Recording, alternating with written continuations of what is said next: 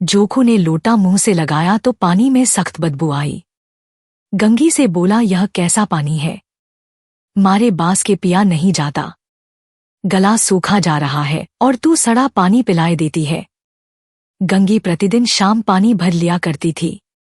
कुआं दूर था, बार बार जाना मुश्किल था। कल वह पानी लाई तो उसमें बू बिल्कुल न थी। आज पानी में बदबू कैसी? लोटा नाक से लगाया तो सचमुच बदबू थी।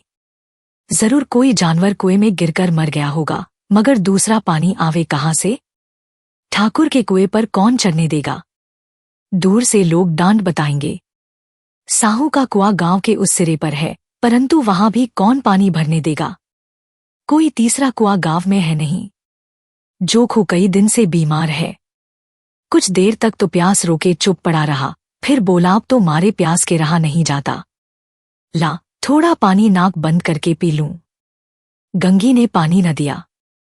अराब पानी से बीमारी बढ़ जाएगी इतना जानती थी, परंतु यह न जानती थी कि पानी को उबाल देने से उसकी धराबी जाती रहती है। बोली, यह पानी कैसे पियोगे? न जाने कौन जानवर मरा है। कुएं से मैं दूसरा पानी लाए देती हूं। जोखू ने आश्चर्य से उसकी ओर देखा, पानी कहां से लाएंगे? ठाकुर और साहू के 2 कुएं तो हैं, क्या एक लोटा पानी न भरने देंगे? हाथ पांव तुड़वा आएगी और कुछ न होगा। बैठ चुपके से, ब्रह्मदेवता आशीर्वाद देंगे। ठाकुर लाठी मारेंगे, साहू जी 1 के 5 लेंगे। गरीबों का दर्द कौन समझता है? हम तो मर भी जाते हैं तो कोई द्वार पर झांकने नहीं आता, कंधा देना तो बड़ी बात है। ऐसे लोग कुएं से पानी भरने देंगे? इन शब्दों में कड़वा सत्य था। गंगी क्या जवाब देती, किंतु उसने वह बदबूदार पानी पीने को न दिया। 2 रात के 9 बजे थे। थके मांदे मजदूर तो सो चुके थे। ठाकुर के दरवाजे पर 10-5 बेफिक्रे जमा थे।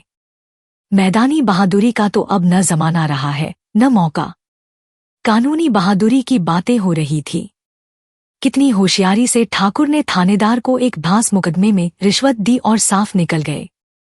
कितनी अक्लमंदी से एक मार्के के मुकदमे की नजल ले आए। नाजिर और मुहतमिम सभी कहते थे, नजल नहीं मिल सकती। कोई 50 मांगता, कोई 100। यहां बेपैसे कौड़ी नकल उड़ा दी। काम करने ढंग चाहिए। इसी समय गंगी कुएं से पानी लेने पहुंची। कुप्पी की धुंधली रोशनी कुएं पर आ रही थी। गंगी जगत की आड़ में बैठी मौके का इंतजार करने लगी। इस कुएं का पानी सारा गांव पीता है। किसी के लिए रोका नहीं, सिर्फ ये बदनसीब नहीं भर सकते। गंगी का विद्रोही दिल रिवाजी पाबंदियों और मजबूरियों पर चोटें करने लगा। हम क्यों नीच है और ये लोग क्यों ऊंच है? इसलिए कि ये लोग गले में तागा डाल लेते हैं। यहां तो जितने हैं, 1 से 1 छंटे हैं। चोरी ये करें, जाल फरेब ये करें, झूठे मुकदमे ये करें। अभी इस ठाकुर ने तो उस दिन बेचारे गडरिये की भेड़ चुरा ली थी और बाद में मारकर खा गया। इन्हीं पंडित के घर में तो 12 मास जुआ होता है। यही साहू जी तो घी में तेल मिलाकर बेचते हैं। काम करा लेते हैं, मजूरी देते नानी मरती है। किस किस बात में हमसे ऊंचे हैं। हम गलीगली चिल्लाते नहीं कि हम ऊंचे हैं, हम ऊंचे हैं। कभी गांव में आ जाती हूं तो रस भरी आंख से देखने लगते हैं, जैसे सबकी छाती पर सांप लौटने लगता है, परंतु घमंड यह कि हम ऊंचे हैं। कुएं पर किसी के आने की आहट हुई। गंगी की छाती धक धक करने लगी। कहीं देख ले तो गजब हो जाए। एक लात भी तो नीचे न पड़े। उसने घड़ा और रस्सी उठा ली और झुककर चलती हुई एक वृक्ष के अंधेरे साये में जा खड़ी हुई। कब इन लोगों को दया आती है किसी पर? बेचारे महंगों को इतना मारा कि महीनों लहू थूकता रहा। इसीलिए तो कि उसने बेगार न दी थी। इस पर ये लोग ऊंचे बनते हैं। कुएं पर स्त्रियां पानी भरने आई थी। इनमें बात हो रही थी। खाना खाने चले और हुक्म हुआ कि ताज़ा पानी भर लाओ। घड़े के लिए पैसे नहीं हैं। हम लोगों को आराम से बैठे देखकर जैसे मर्दों को जलन होती है। हाँ, यह तो न हुआ कि कलसियां उठाकर भर लाते। बस हुक्म चला दिया कि ताज़ा पानी लाओ, जैसे हम लौंडिया ही तो हैं। लौंडिया नहीं तो और क्या हो तुम? रोटी पड़ा नहीं पाती? 10-5 रुपए भी छीन झपट कर ले ही लेती हो। और लौड़ियां कैसी होती हैं। मत लजाओ दीदी, छिन भर आराम करने को जी तरस कर रह जाता है। इतना काम किसी दूसरे के घर कर देती तो इससे कहीं आराम से रहती। ऊपर से वह एहसान मानता। यहां काम करते करते मर जाओ, पर किसी का मुंह ही सीधा नहीं होता। दोनों पानी भरकर चली गई तो गंगी वृक्ष की छाया से निकली और कुएं की जगत के पास आई। बेफिक्रे चले गए थे। ठाकुर भी दरवाजा बंद कर अंदर आंगन में सोने जा रहे थे। गंगी ने क्षणिक सुख की सांस ली। किसी तरह मैदान तो साफ हुआ। अमृत चुरा लाने के लिए जो राजकुमार किसी जमाने में गया था, वह भी शायद इतनी सावधानी के साथ और समझबूझकर न गया हो।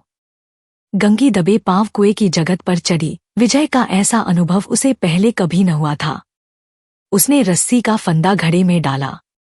दाएं बाएं चौकन्नी दृष्टि से देखा, जैसे कोई सिपाही रात को शत्रु के किले में सुराग कर रहा हो। अगर इस समय वह पकड़ ली गई तो फिर उसके लिए माफी या रियायत की रत्ती भर उम्मीद नहीं। अंत में देवताओं को याद करके उसने कलेजा मजबूत किया और घड़ा कुएं में डाल दिया। घड़े ने पानी में गोता लगाया, बहुत ही आहिस्ता, जरा भी आवाज न हुई। गंगी ने 2-4 हाथ जल्दी जल्दी मारे। घड़ा कुएं के मुंह तक आ पहुंचा। कोई बड़ा शहजोर पहलवान भी इतनी तेजी से न खींच सकता था। गंगी झुकी कि घड़े को पकड़कर जगत पर रखे कि एकाएक ठाकुर साहब का दरवाजा खुल गया। शेर का मुंह इससे अधिक भयानक न होगा। गंगी के हाथ से रस्सी छूट गई। रस्सी के साथ घड़ा धड़ाम से पानी में गिरा और कई क्षण तक पानी में हिलकोरे की आवाजें सुनाई देती रहीं। ठाकुर कौन है, कौन है? पुकारते हुए कुएं की तरफ आ रहे थे और गंगी जगत से कूदकर भागी जा रही थी। घर पहुंचकर देखा कि जोखू लोटा मुंह से लगाए वही मैला गंदा पानी पी रहा है। अगर आपको हमारी कहानी पसंद आई हो तो कृपया हमारे चैनल को सब्सक्राइब करें और घंटी का आइकन दबाएं ताकि आपको हमारी नई कहानियों की सूचनाएं मिलती रहें। हमारी कहानियों की प्लेलिस्ट देखने के लिए चैनल पर जाएं और आनंद लें। धन्यवाद।